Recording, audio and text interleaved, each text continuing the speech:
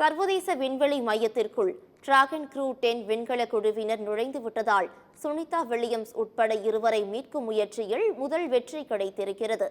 அமெரிக்காவின் நாசா விண்வெளி ஆய்வு மையத்தின் சார்பில் கடந்த ஆண்டு ஜூன் மாதம் 5ஆம் தேதி இந்திய வம்சாவளியைச் சேர்ந்த சுனிதா வில்லியம்ஸ் சர்வதேச விண்வெளி மையத்துக்கு பயணமானார்.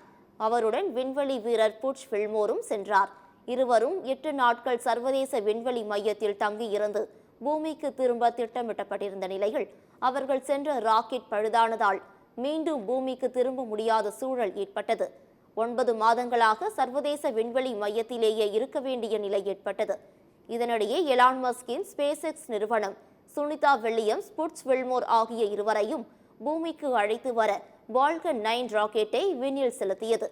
அதில் பயணித்த டிராகன் க்ரூ 10 விண்கல குழுவினரை கண்டதும் சுனிதா வில்லியம்ஸ் மகிழ்ச்சியுடன் வரவேற்பு அளித்தார். சர்வதேச விண்வெளி மையத்தில் வீரர்கள் அனைவரும் குழுவாக புகைப்படம் எடுத்துக்கொண்டனர்.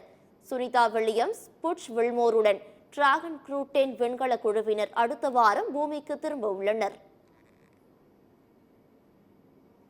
And Houston, thank you for tuning in this early morning. It was a wonderful day. Great to see our friends arrive. So thank you so much. Thanks to all participants. Station, we're now resuming operational audio comm.